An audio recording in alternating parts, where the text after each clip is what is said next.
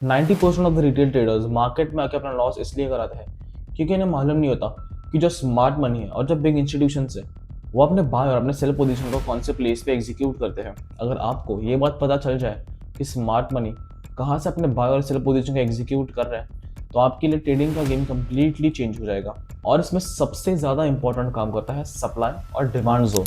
आज के इस वीडियो में मैं आपको एकदम सिंपल लैंग्वेज में समझाऊंगा कि सप्लाई और डिमांड जोन क्या होता है, सप्लाई और डिमांड जोन को हम चार्ट पे किस तरीके से आइडेंटिफाई कर सकते हैं और सप्लाई और डिमांड जोन से हम किस तरीके से एकदम एक ज़्यादा हाई प्रोबेबिलिटी ट्रेड बना सकते हैं जिसमें हमें हाई रिस्क रिवॉर्ड रेशियो मिले। तो चलो बिना कोई टाइम गवाए इस वीडियो को शुरू करते हैं। सबसे पहले एक इम्पॉर्टेंट टर्म समझते हैं कि मार्केट को हमेशा कंट्रोल करते हैं दो तरीके के लोग, एक होते हैं बायर्स और सेकंड होते हैं सेलर्स।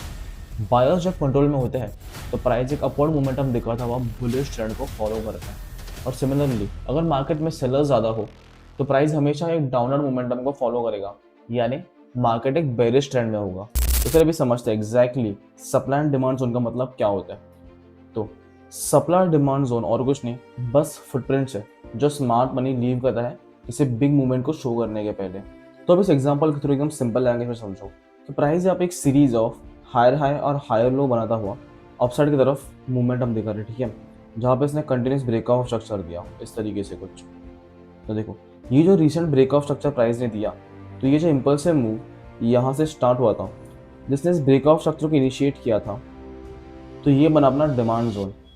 क्योंकि यहाँ पे स्मार्ट मनी ने अपने ऑर्डर्स को एक्यूमुलेट किया, फिर अपसाइड की तरफ एक बहुत स्ट्रॉन्ग मोमेंटम दिया। तो जब प्राइस अपने इस डिमांड जोन के पास रिट्रेस वापस से करेगा तब हम यहाँ से एक बाय पोजीशन लेने के बारे में सोच सकते हैं।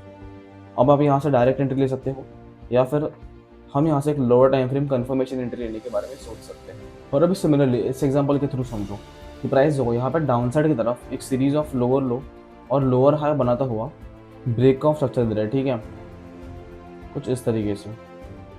ये स्विंग लो, ये स्विंग हाई, ये स्विंग लो और ये स्विंग हाई। और जब प्राइस ने इस रीसेंट लो को ब्रेक किया तो हम यहाँ पे नोटिस करेंगे इसका सेलिंग प्रेशर ज़्यादा कहाँ से आया था। तो देखो ये जो जोन यहाँ पे मार्केट ने क्रिएट किया था, यहाँ से आया था सबसे ज़्यादा इम्पल्सिव मूव, ठीक है। मतलब इस जोन में स्मार्ट मनी ने अपने ऑर्डर्स को एक्यूमुलेट किया और फिर इतनी हेवी सेलिंग दिखाई कि प्राइस ने अपने ट्रेंड को कंटिन्यू किया और इस स्विंग लो के नीचे क्लोजिंग दे दी। तो जब भी वापस से प्राइस कभी जोन के पास जाएगा तो हम यहाँ से एक सेलिंग अपॉर्चुनिटी के बारे में देख सकते हैं, कुछ इस तरीके से डाउन साइड की तरफ। तो चलो अभी आपको मैं एक एग्जांपल शो करता हूँ जिससे आपको सप्लाई डिमांड दोनों को चार्ट्स पर आइडेंटिफाई करना बहुत आसानी से समझ जाएगा।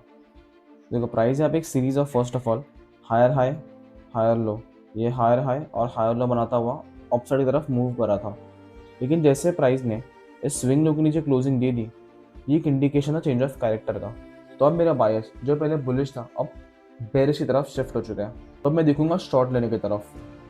तो शॉर्ट पोजीशन लेने के लिए मुझे अपने पॉइंट ऑफ इंटरेस्ट को आइडेंटिफाई करना पड़ेगा, जो कि था देखो ये सप्लाई जोन। तुम सप्लाई जोन मार्क करने के लिए इस ऑर्डर ब्लॉक को मार्क कर सकते हो, लेकिन मैं पर्सनली पूरे जोन को मार्क करता हूँ अपने सप्लाई जोन को आइडेंटिफाई करने के लिए।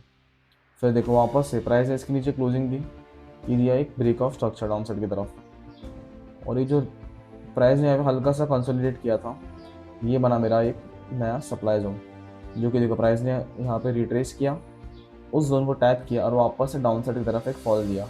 अभी वापस से देखना प्राइस ने यहाँ पे दिया एक break of structure downside की तरफ, ठीक है।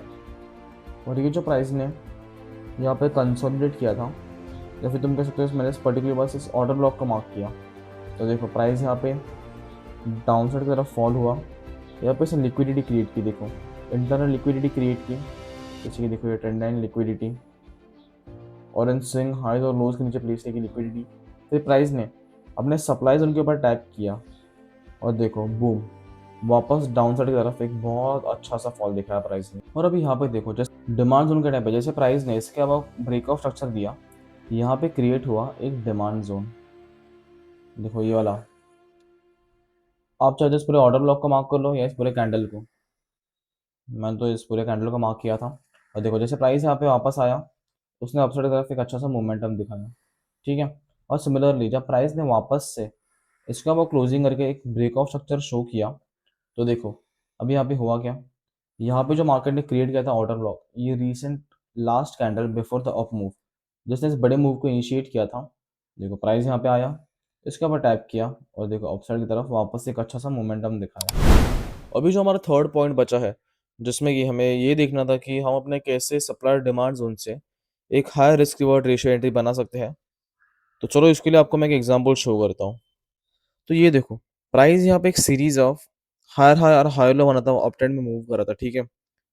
प्राइस ने जैसे इस रिसेंट स्विंग हाई के ऊपर क्लोज दी, ये एक इंडिकेशन था ब्रेक ऑफ स्ट्रक्चर का। ये था इसका प्रोटेक्टेड स्विंग लो और ये था स्विंग हाई।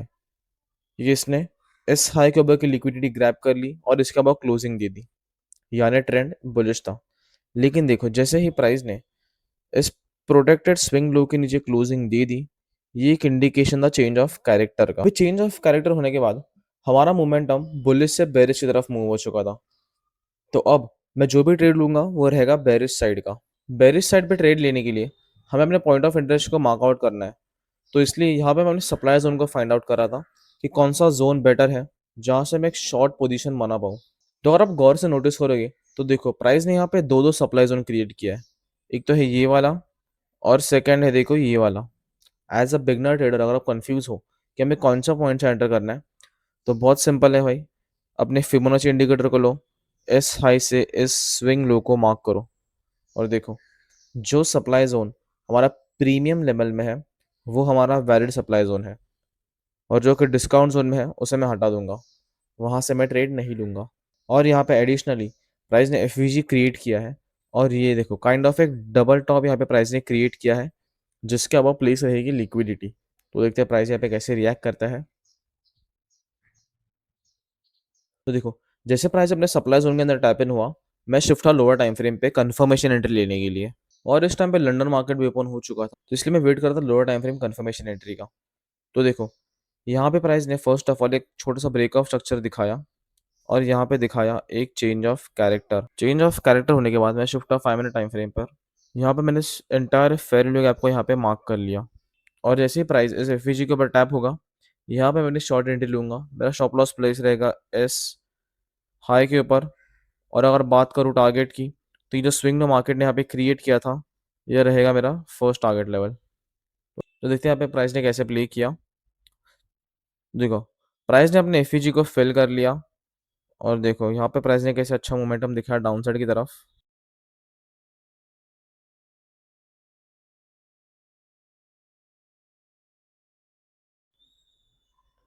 तो देखो यहाँ पे मैंने 1:4 का रिस्क रिवॉर्ड रेशियो अचीव किया था। और अगर सिमिलरली मैं ये ट्रेड हायर टाइम फ्रेम पे लेता, यानी कि 15 मिनट तक अगर मैं डायरेक्ट एंट्री करता, तो यहाँ पे मेरा रिस्क रिवॉर्ड रेशियो कुछ अलग ही होता।